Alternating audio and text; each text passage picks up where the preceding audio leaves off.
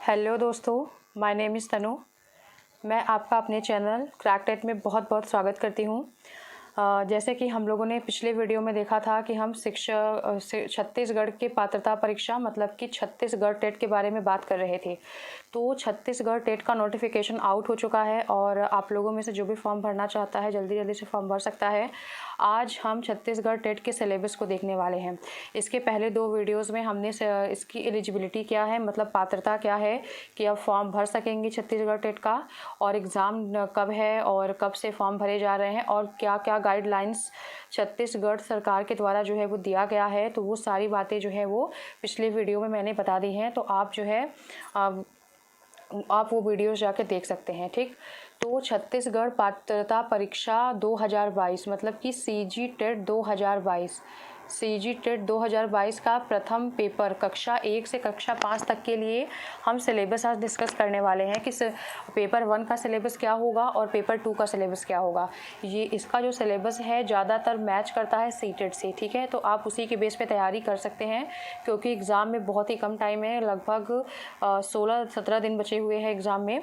तो एक बार हम लोग सिलेबस देख लेते हैं क्योंकि ये ऑफिशियल सिलेबस है, इसको आपको पता होना चाहिए।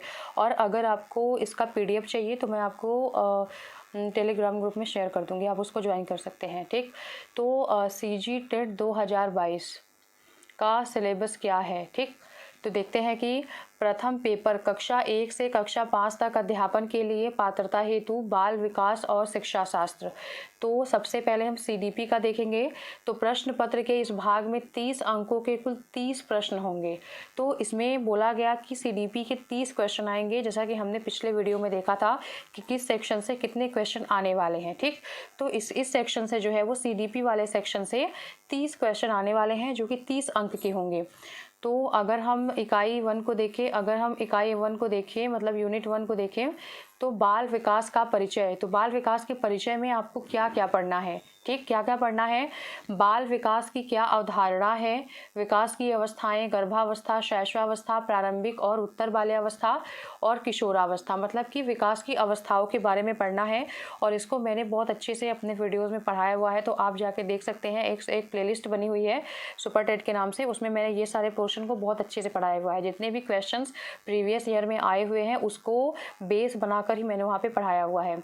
और अगला है कि शारीरिक और संज्ञानात्मक सामाजिक संवेगात्मक विकास हो गया, और उसके बाद शारीरिक संज्ञानात्मक सामाजिक और संवेगात्मक विकास, ये सब भी मैंने वहाँ पे पढ़ाया हुआ है। और ये टोटल 7 अंक का जो ये यूनिट 1 है वो 7 अंक का आएगा। ठीक, विकास को प्रभावित करने वाली कुछ बातें हैं, प्रकृति और पोषण मतलब कि नेचर और नर्चर की बात आएगी। उसके बाद जो है निरंतरता व अनिरंतरता और प्रारंभिक और परवर्ती अनुभव, ये सारी ये जो यूनिट 1 है मैंने बहुत अच्छे से पढ़ाया हुआ है, तो आप जाके वहाँ पे देख सकते हैं। बाल विकास की सामाजिक और सांस्कृतिक पृष्ठभूमि, और इस आई बटन में आप क्लिक करके यहाँ पे देख सकते हैं कि इसकी प्लेलिस्ट को मैंने वहाँ पे डाल दिया है, तो आप वहाँ पे देख सकते हैं। अगला है कि बच्चों का अध्ययन कुछ तरीकों से परिचय। तो ये यूनिट काफ़ी इजी है और 5-6 वीडियो मैंने उसका बनाया हुआ है, बहुत अच्छे से बताया हुआ है उसमें, तो आप उसको देख लेंगे, आपका यहाँ वाला पोर्शन जो है वो तैयार हो जाएगा। अगला है कि विकास के पहलू, शारीरिक और गत्यात्मक विकास हो गया, शारीरिक नियंत्रण और समन्वय का विकास। विकास के कौन कौन से पहलू हो सकते हैं, तो शारीरिक विकास का पहलू, गत्यात्मक विकास का पहलू, शारीरिक नियंत्रण और समन्वय व विकास। तो ये सारी बातें भी मैंने डेवलपमेंट वाले चैप्टर में पढ़ाया हुआ है। ठीक, और उसके बाद संवेगात्मक और नैतिक विकास, मैंने डेवलपमेंट का पूरा चैप्टर ही कंप्लीट कराया था यूट्यूब पर। और संवेगात्मक और नैतिक विकास के बारे में पढ़ना है और कुछ सामान्य सिद्धांत पढ़ने हैं, कुछ सामान्य सिद्धांत पढ़ने हुए हैं। शरीर के अंगों के अनुपात में बदलाव, ऊंचाई व वजन की वृद्धि और शारीरिक बनावट में बदलाव, नियंत्रण का विकास मतलब स्थूल और सूक्ष्म मतलब कि फाइन मोटर स्किल हो गया और ग्रॉस मोटर स्किल हो गया, इसको भी मैंने पढ़ाया हुआ है वीडियो में। और संवेगात्मक विकास, नैतिक विकास, विद्यालय व घर का वातावरण, मित्र या साथी समूह, वयस्कों के साथ संबंध, बाल विकास की सामाजिक सांस्कृतिक पृष्ठभूमि, व्यक्तित्व का विकास, व्यक्तित्व वाला चैप्टर आपको पढ़ के जाना है। और समाजीकरण, समाजीकरण से बहुत ईजी क्वेश्चंस आते हैं। तो मैं जब previous year question paper CTET का सॉल्व करा रही हूँ, आप वहाँ से देखेंगे तो आपके मैक्सिमम पोर्शन जो है वो यहीं से तैयार हो जाएंगे, क्योंकि सबकी थियोरी सेम होती है और कहीं कहीं पे क्वेश्चन फैक्चुअल आते हैं तो कहीं कहीं पे एनालिटिकल या अप्लाइड क्वेश्चन आते हैं। लाइक सीटेट में अप्लाइड क्वेश्चन आते हैं, ठीक है। तो ये भी इनका पैटर्न भी सीटेट वाला ही है। अगर मुझे इसके 2 पेपर मिलते हैं, प्रीवियस ईयर में भी इसके सिर्फ 2 ही पेपर हैं, तीसरी बार ये सीजी टेट हो रहा है, तो अगर मुझे वो 2 पेपर मिलते हैं तो मैं वो ऑनलाइन आप लोगों को सॉल्व करवा दूंगी। अगला देखते हैं कि सीखना और संज्ञान का विकास, मतलब कि लर्निंग के बारे में अब यहाँ पे पढ़ना है। सीखना क्या है और बच्चे कैसे सीखते हैं, विविध धारणाओं में समीक्षा, व्यवहारवादी के बारे में थोड़ा सा पढ़ना है। मतलब ये स्कूल्स ऑफ साइकोलॉजी है, इसमें व्यवहारवाद के बारे में पढ़ना है। उसके बाद संरचनावादी के बारे में पढ़ना है। सामाजिक संकल्पनाएं, मतलब सोशल कॉन्सेप्ट्स क्या हो सकते हैं। संज्ञान क्या है, मतलब कॉग्निशन क्या है, उसके बारे में पढ़ना है। बच्चों की सोच पर जीन पियाजे के विचार, मैं जीन पियाजे पे बहुत जल्द वीडियो बनाने वाली हूँ, आप लोग उसको देख सकते हैं कि बच्चों की सोच पर जीन पियाजे के विचार क्या क्या है। मतलब जीन पियाजे की थियरी आपको यहाँ पे पढ़नी है, आप इसको मार्क कर लेंगे कि आपको जीन पियाजे की थियरी तो पढ़नी ही है। उसमें मतलब इन्होंने सिलेबस में, डिटेल सिलेबस में लिखा है कि स्कीमा के बारे में आपको पढ़ना है, एसिमिलेशन के बारे में पढ़ना है, एकमेंडेशन के बारे में पढ़ना है, ऑर्गेनाइजेशन के बारे में पढ़ना है और इक्विलिब्रियम के बारे में पढ़ना है। तो इन्होंने लर्निंग थियरीज में स्पष्ट रूप से मेंशन किया है कि आपको जीन पियाजे की थियरी को पढ़ना ही है, जीन पियाजे की थियरी को आपको पढ़ना ही है। अब अगला देखते हैं कि किशोरों की सोच के क्या क्या लक्षण हो सकते हैं, मानसिक संक्रियाएं क्या क्या है, और उसके बाद जो है वो शैशवावस्था से किशोरावस्था तक सोच का विकास कैसे होता है, उनकी कड़ियाँ, संवेदी क्रियात्मक अवस्था, मतलब कि ये जो किशोर के सोच के लक्षण है ये सब आपको जीन पियाजे के अकॉर्डिंग देखना है। क्योंकि आप यहाँ पे देख सकते हैं, यहाँ पे मतलब जीन पियाजे की थियरी की ही बात की जा रही है। तो जीन पियाजे की थियरी में जैसे कि प्री ऑपरेशनल स्टेज, मतलब कि संवेदी क्रियात्मक अवस्था, पूर्व संक्रियात्मक स्टेज मतलब कि प्री ऑपरेशनल स्टेज, उनके स्टेजेस के नाम ही लिखे गए हैं। तो ये स्टेजेस कोई और नहीं बल्कि जीन पियाजे ने ही दिया है। उसके बाद मूर्त संक्रियात्मक अवस्था, कॉन्क्रीट ऑपरेशनल हो गया, और उसके बाद जो है वो औपचारिक मतलब फॉर्मल ऑपरेशनल स्टेज की बात जो है ये सब पियाजे ने ही बात किया है। पियाजे के सिद्धांत का शैक्षणिक महत्व क्या हो सकता है। उसके अलावा आपको वाइगोत्स्की की थियरी भी पढ़नी है, रचनावाद और जोन ऑफ प्रॉक्सिमल डेवलपमेंट, मतलब कि निकट विकास का क्षेत्र का मतलब क्या है, zone of proximal development. Scaffolding के बारे में पढ़ना है, शिक्षक की भूमिका पढ़ना। ओवरऑल मतलब कि इसमें कहा गया है कि जो सीटेट में थियरी दी गई है लेव वाइगोत्स्की की, जितनी भी बातें आप सीटेट में लेव वाइगोत्स्की के बारे में पढ़ते हैं उसमें से मतलब फैक्चुअल बातें भी आप याद रखेंगे, क्योंकि स्टेट का जो टेट होता है उसमें फैक्ट भी पूछा जाता है। उसके बाद बच्चा एक समाधानकर्ता और वैज्ञानिक अनुसंधानकर्ता के रूप में होगा। बच्चों की वैकल्पिक अवधारणाएं जो होती हैं, अल्टरनेटिव कॉन्सेप्ट जो होते हैं बच्चों के, तो उसके बारे में पढ़ना है। इसको आपको कहीं से बहुत पढ़ना नहीं होता है, आपको सिर्फ थियरी पढ़नी होती है, विकास को पढ़ना मतलब डेवलपमेंट वाला चैप्टर को पढ़ना होता है। उसके अलावा अगर आप सीटेट के जितने भी क्वेश्चन सॉल्व कर पाए, अगर आप उसको सॉल्व करके जाते हैं तो आपका बहुत फायदा हो जाएगा, ठीक है। इन्होंने सीटेट के तर्ज पर ही अपना सिलेबस बनाया हुआ है, और सीटेट के प्रीवियस ईयर आपके लिए रामबाण साबित होंगे। लेकिन एक बार आप सीजी टेट के प्रीवियस ईयर को भी देखकर जाएंगे, उसका वीडियो मैं बहुत जल्द बनाने वाली हूँ। सीखने की प्रक्रिया में बच्चों के द्वारा की जाने वाली सीखने की प्रक्रिया का एक सार्थक पद है, इसे समझना, और अभिप्रेरणा भी पढ़ना है, और मतलब मोटिवेशन का चैप्टर भी पढ़ना है, और व्यक्तित्व मतलब कि पर्सनैलिटी वाला चैप्टर भी पढ़ना है, लर्निंग की थियरीज पढ़नी है। और उन्होंने जिसको मेंशन किया है, जैसे वाइगोत्स्की हो गया, जीन पियाजे हो गया, इन्होंने जिस चीज़ को मेंशन किया है आपको उसको ज़रूर से ज़रूर पढ़ के जाना है, ठीक। और अब आगे देखते हैं, विशेष आवश्यकता वाले बच्चे जो है, स्पेशल नीड वाले जो बच्चे होते हैं, विशेष आवश्यकता वाले बच्चों से अभिप्राय है कि जैसे कि अपंगता या क्षमता, कोई डिसऑर्डर हो उनको, या फिर किसी तरीके से वो अपंग हो, कोई क्षति हो उनके शरीर में, विभिन्नताओं में समानता, विभिन्नताओं में समानता हमें रखनी है, अलग अलग ग्रुप के बच्चे होंगे, मतलब इंक्लूसिव क्लासरूम की बात यहाँ पे कर रहे हैं। और विशेष आवश्यकता वाले बच्चों के साथ कार्य करना, मतलब इंक्लूसिव समावेशी शिक्षा की बात इस यूनिट में की गई है। उसके अलावा जो है वो ज्ञान और शिक्षा क्रम, शिक्षा की ज़रूरत, शिक्षा क्रम की अवधारणा, पाठ्यक्रम की अवधारणा, शिक्षा क्रम निर्माण की क्या क्या समस्याएं हो सकती हैं, शिक्षा क्रम के चुनाव के आधार, RTE 2009, ये आपको अच्छे से पढ़ना है, RTE 2009। उसके बाद बाल अधिकार के बारे में थोड़ा पढ़ना है, और NEP 2020 पढ़ के जरूर जाना है, क्योंकि वो नया डॉक्यूमेंट है और यहाँ से क्वेश्चन पूछे जाएंगे। NEP 2020 हो गया, RTE 2009 हो गया, और NCF 2005। आप इन तीनों को अच्छे से पढ़ लेंगे, आपके बहुत सारे क्वेश्चन कॉमन सेंस से बन जाएंगे। अब हम देखते हैं कि ये था CDP वाला पोर्शन, ठीक। अब हम देखते हैं कि हिंदी वाले पोर्शन में क्या क्या आएगा। तो हिंदी वाला पोर्शन जो है, प्रथम प्रश्न पत्र कक्षा 1 से कक्षा 5 तक अध्यापन के लिए हिंदी भाषा का क्या सिलेबस रखा गया है। तो प्रश्न पत्र के इस भाग में 30 अंकों के कुल 30 प्रश्न होंगे, मतलब कि 30 क्वेश्चन आएंगे और 30 अंक होंगे इसमें। एक बार देख लेते हैं कि क्वेश्चन पेपर, मतलब इसमें सिलेबस में क्या दिया गया है। वर्ड विचार, मतलब कि इन्होंने हिंदी जो है वो UP टेट की तरह रखा है, ठीक है। यहाँ पे इन्होंने हिंदी UP टेट की तरह रखा है, CTET की तरह नहीं रखा है कि पूरा सिर्फ कॉम्प्रिहेंशन आ जाए और पेडागॉजी आ जाए। देखिए यहाँ पे इन्होंने वर्ड विचार रखा है, आपको ये पढ़ के जाना है, क्योंकि ये 3 नंबर का आएगा, ठीक। 3 क्वेश्चन आएंगे इससे।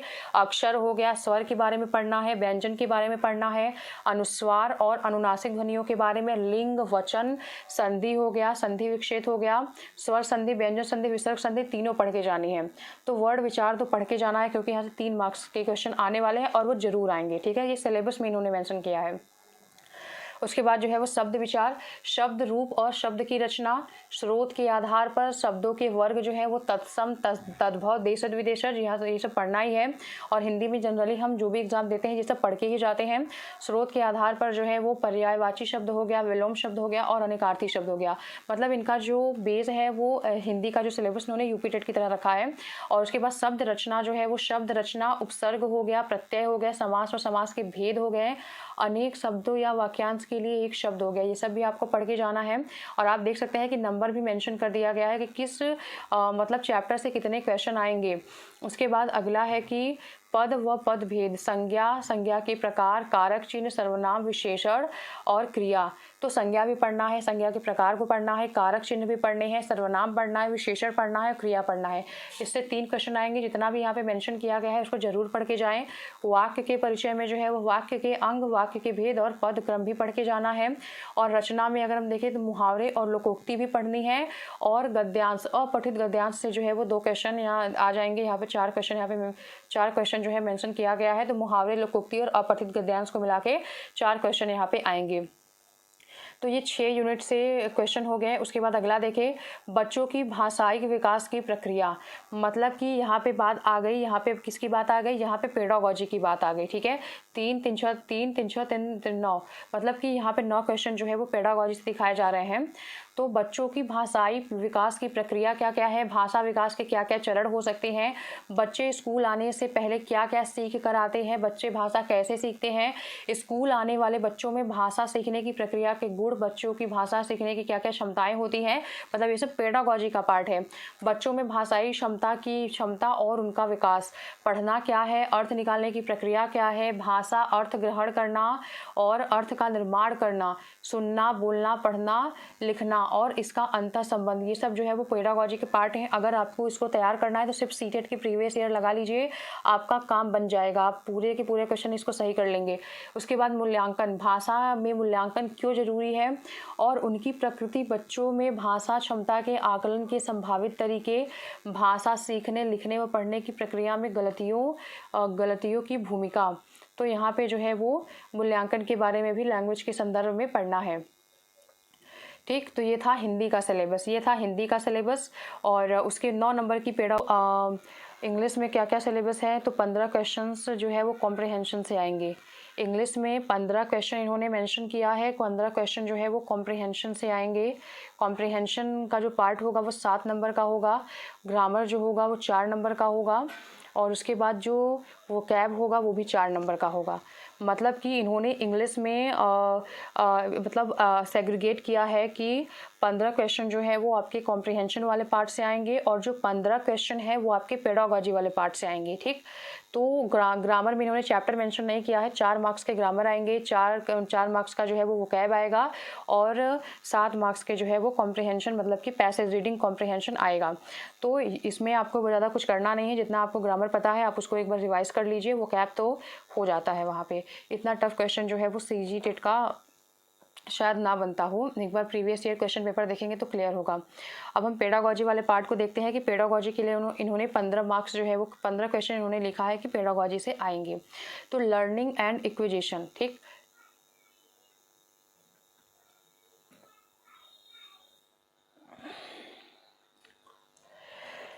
लर्निंग एंड एक्विजिशन के बारे में पढ़ना है पेडागोजी में, जैसा कि हम सीटेट में पढ़ के ही जाते हैं, मतलब कि सीखना और अधिग्रहण करना।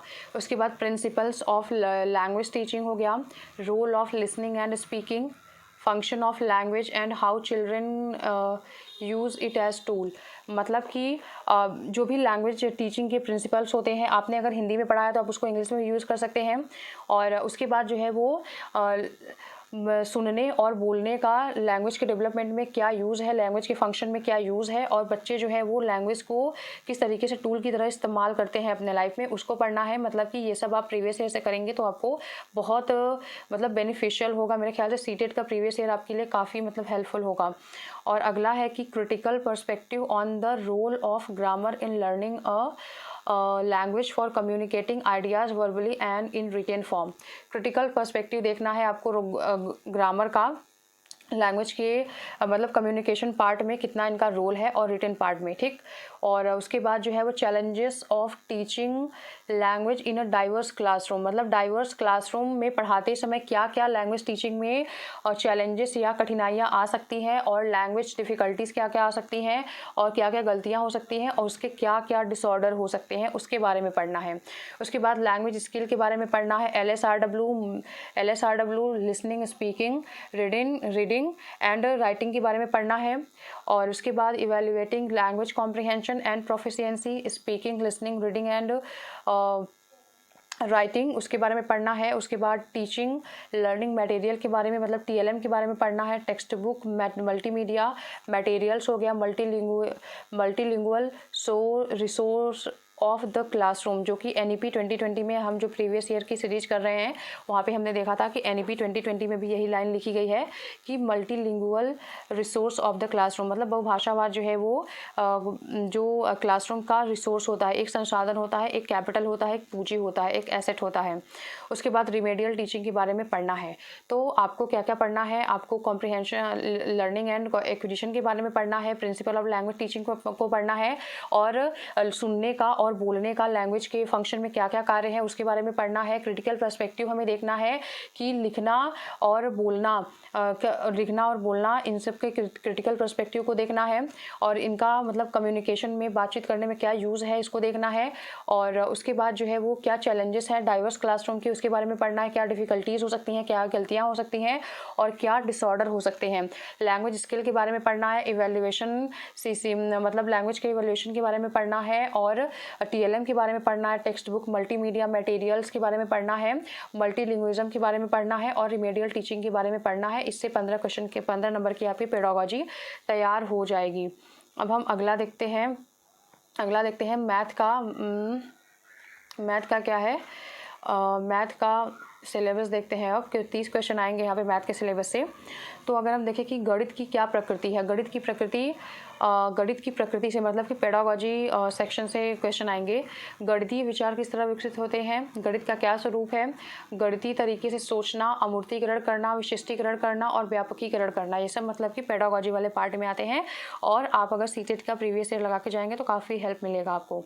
उसके बाद गणित सीखना सिखाना व आकलन करना, सीखने का मॉडल बनाना, और सीखना यानी सीखना यानी रटना, बैंकिंग मॉडल ये थोड़ा सा नया इसमें दिया गया है। ये मॉडल के बारे में सीटेट में नहीं पढ़ा जाता है उतना, लेकिन यहाँ पे मॉडल के बारे में दिया गया है, तो आप इसको थोड़ा देख लेंगे।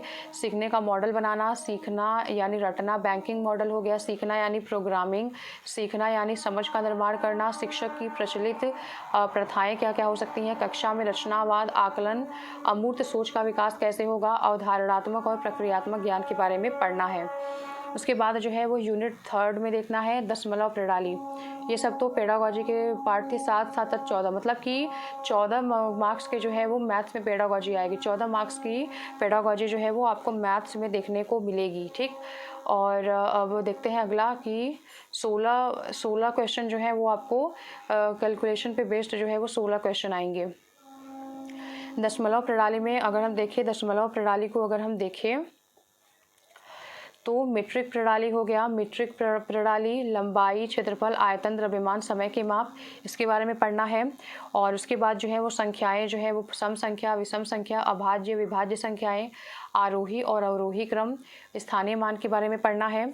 और अगला देखिए अगर हम कि साधारण भिन्न और दशमलव भिन्न के बारे में पढ़ना है। भिन्नों की तुलना करना है, इसके नियम, दशमलव भिन्न को साधारण, इसके क्या क्या नियम हो सकते हैं, और दशमलव भिन्न को साधारण भिन्न में बदलना आपको आना चाहिए, ठीक।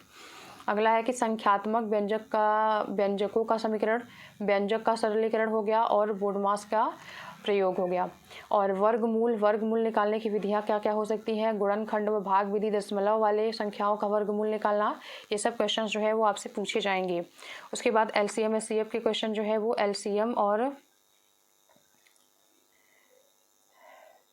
LCM SCF के क्वेश्चन जो है वो आपसे यहाँ पे पूछे जाएंगे। LCM और SCF के क्वेश्चन पूछे जाएंगे यहाँ पे, और इससे संबंधित समस्याओं के हल के लिए क्या क्या सूत्र हो सकते हैं वो भी आपसे पूछे जाएंगे यहाँ पे।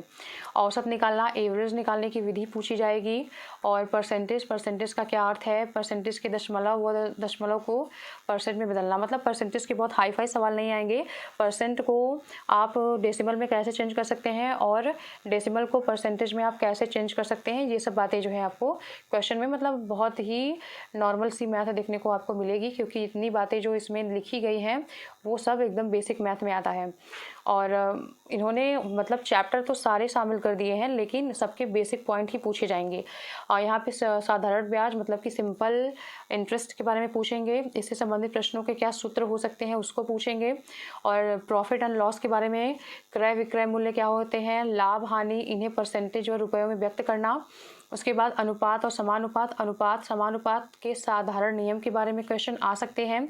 और उसके बाद जो है वो चाल, समय और दूरी निकालने का सूत्र, मतलब सूत्र पे इन्होंने बहुत फोकस किया है, आपको देखना होगा सूत्र। उसके बाद ऐकिक नियम हो गया, और समय कार्य और मजदूरी में क्या संबंध है, ये वाले टाइम वर्क वाले जो चैप्टर होते हैं वो भी इसमें इंक्लूड है। उसके बाद जो है वो क्षेत्रफल और परिमाण के बारे में भी क्वेश्चन आएंगे। आयतन हो गया, मतलब कि 3D 2D हो गया, ये 3D हो गया। लंबाई, चौड़ाई, ऊंचाई, घन, घनाभ और आयतन के बारे में क्वेश्चंस आएंगे, और समय के बारे में भी क्वेश्चंस आएंगे। मतलब कि हर एक चैप्टर से एक क्वेश्चन आएगा। यहाँ पे इन्होंने 16 मार्क्स इन्होंने यहाँ पे लिखे हुए हैं, और आप देख सकते हैं कि 3.1 3.2 करके यहाँ पे 16 तक दिया हुआ है। मतलब हर एक चैप्टर से एक एक क्वेश्चन आपको देखने के लिए मिलेंगे, और क्वेश्चन जो होंगे वो बेसिक ही होंगे, क्योंकि ये प्राइमरी का पेपर है। उसके बाद जो है वो पर्यावरण बहुत डायनेमिक होता है, हर एक स्टेट का अलग अलग होता है। तो यहाँ पे देखते हैं कि इनके सिलेबस में क्या क्या लिखा है। तो इकाई 1 में क्या लिखा गया है कि स्वयं के पर्यावरण को समझना, कि पर्यावरण क्या है, पर्यावरण के घटक सामाजिक, आर्थिक और प्राकृतिक घटक क्या हो सकते हैं, और पर्यावरण के घटक की अंतःक्रियाएं, मतलब वो एक दूसरे से कैसे जुड़ी हुई हैं। आज के संदर्भ में पर्यावरण के प्रमुख सरोकार, बच्चों के दृष्टिकोण से पर्यावरण की रोचकता। उसके बाद इकाई 2 में जो है वो पर्यावरण के बारे में बच्चों की क्या समझ है उसके बारे में है ये, और बच्चों की समझ, बच्चे का दृष्टिकोण 5 से 7 वर्ष, मतलब कि 8 से 14 वर्ष तक के बच्चों की पर्यावरण के बारे में समझ कैसे पता करें, बच्चा पर्यावरण के बारे में क्या क्या जानता है, कैसे सीखता है, मतलब ये पेडागोजी के बारे में है, पर्यावरण की पेडागोजी के बारे में है। और पर्यावरण अध्ययन को क्यों पढ़ाया जाए, ये भी पेडागोजी है, ठीक, ये भी पेडागोजी है कि पर्यावरण अध्ययन को क्यों पढ़ाया जाए। पर्यावरण अध्ययन पाठ्यक्रम की सरोकार अवधारणा का बनना, प्राथमिक स्तर पर सामाजिक अध्ययन की अवधारणाएं, कौशल क्या हैं, कौशल का विकास कैसे होगा। और उसके बाद पर्यावरण अध्ययन का शिक्षण शास्त्र अगर हम यहाँ पे देखें तो विज्ञान शिक्षण, सामाजिक अध्ययन शिक्षण, कक्ष में शिक्षण कार्य, चित्रों का पढ़ना, बच्चों के द्वारा बनाए गए चित्रों को समझना, दिन रात और ऋतुओं को समझना, समय नापना, नक्शे पढ़ना और समझना, इन सब के बारे में आपको पढ़ के जाना है पर्यावरण शिक्षण शास्त्र के बारे में। ठीक, पेडागोजी के बारे में। पर्यावरण अध्ययन व कक्ष की क्या क्या गतिविधियाँ हो सकती हैं, तो उसके भी बारे में आपको पढ़ना है। क्या क्या गतिविधियाँ पर्यावरण की क्लास में कराई जा सकती हैं। गतिविधि क्या है, प्रयोग सामग्री का संकलन, कक्ष में गतिविधि का आयोजन और संगठन, छोटे छोटे प्रयोग चर्चाएं, क्षेत्र भ्रमण हो गया, सर्वे, प्रोजेक्ट, पुस्तकालय, सीखने के संसाधन के रूप में मूल्यांकन, अच्छा कक्ष क्या क्या हो सकते हैं। ठीक, तो यहाँ 5 यूनिट में इतने दिए गए हैं, मतलब इन्होंने पूरे कितने यूनिट रखे हैं, इन्होंने पूरे 8 यूनिट रखे हैं। और परिवार के बारे में पढ़ना है, परिवार के बारे में पढ़ना है, आपसी संबंध, न्यूक्लियर फैमिली क्या होती है और जॉइंट फैमिली क्या होती है, सामाजिक बुराइयां जैसे कि बाल विवाह, दहेज प्रथा, बाल श्रम, चोरी, दुर्व्यसन, नशाखोरी, धूम्रपान, इनके व्यक्तिगत, सामाजिक और आर्थिक दुष्परिणाम क्या हो सकते हैं। तो ये सब आपको अपने कॉमन सेंस से हल करना होगा वहाँ पे, क्योंकि इतने कम टाइम में इतना बड़ा सिलेबस कहाँ से पूरा हो पाएगा। और अगला है कि अपने शरीर की देखभाल कैसे करें, मतलब कि बॉडी पार्ट के बारे में आपको पढ़ के जाना है। इनका डायरेक्ट यहाँ पे मतलब आपको रोग के बारे में पढ़ना है, आपको बॉडी पार्ट के बारे में पढ़ना है। तो बेसिक नॉलेज आपको, मतलब जितना भी आपने पढ़ा है उसको रिवाइज कर लेंगे कि अपने शरीर की देखभाल, शरीर के बाहरी अंग और उनकी साफ सफाई कैसे करें, शरीर के आंतरिक तंत्रों की सामान्य जानकारी, संतुलित भोजन की जानकारी और इसका महत्व, सामान्य रोग और आंत्रशोध, अमीबियोसिस हो गया, मेटा हीमोग्लोबिन हो गया, एनीमिया हो गया, फ्लोरोसिस हो गया, मलेरिया, डेंगू, मतलब रोगों के बारे में आपको जरूर से पढ़ के जाना है। विटामिन की कमी से होने वाले रोग हो गए और जितने भी जिस तरह के रोग होते हैं, बैक्टीरिया हो गया और फंगस हो गया, जिस भी तरीके के रोग होते हैं, वायरस हो गया, सारे रोग आपको पढ़ के जाने हैं उनके। और जितना इसमें मेंशन किया गया है उसको तो ज़रूर पढ़ के जाना है। उनके कारण और बचाव के उपाय, टीकाकरण और पल्स पोलियो अभियान के बारे में पढ़ के जाना है। हो सकता है कि पूछ ले कि पल्स पोलियो अभियान कब शुरू किया गया था।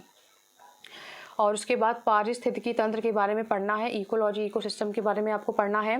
पारिस्थितिकी तंत्र की संरचना, जैविक और अजैविक घटक क्या क्या हो सकते हैं, फूड चेन हो गया, फूड वेब हो गया और पदार्थों का चक्रण, ये सब आपको पढ़ के जाना है। मतलब आप बेसिकली जितना भी पर्यावरण में पढ़ते हैं आप उसको भी पढ़ के जाइए और इसमें जो कि उन्होंने कुछ स्पेसिफिक चीज़ों को मेंशन किया है आप उसको भी पढ़ के जाइए। जैसे कि पर्यावरण को समझना 3 नंबर का हो गया, पर्यावरण के बारे में बच्चों की समझ 4 नंबर का, मतलब 7 नंबर हो गया। पर्यावरण को क्यों पढ़ाया जाए, 7 3 10 हो गया। पर्यावरण अध्ययन का शिक्षण शास्त्र 10 4 14 क्वेश्चन हो गया। और उसकी गतिविधियाँ हो गया 14 18 क्वेश्चन, तो ऐसे ही आपको कॉमन सेंस पे बेस्ड आ रहे हैं। उसके बाद उन्होंने जो 12 क्वेश्चन रखा हुआ है उसमें थोड़े से ऐसे क्वेश्चंस आ रहे हैं, उसमें ऐसे क्वेश्चंस आ रहे हैं जो कि थोड़ा आपको पढ़ के जाना होगा। लेकिन इन्होंने ऐसा कहीं पर भी नहीं लिखा है कि छत्तीसगढ़ से संबंधित क्वेश्चंस भी आएंगे, लेकिन आपको बेसिक नॉलेज आप रख सकते हैं छत्तीसगढ़ के बारे में। और लेकिन इन्होंने कहीं पर मेंशन नहीं किया गया है कि राज्य के संबंध में कुछ विशेष, ऐसा कुछ भी इन्होंने कहीं पर भी मेंशन नहीं किया है।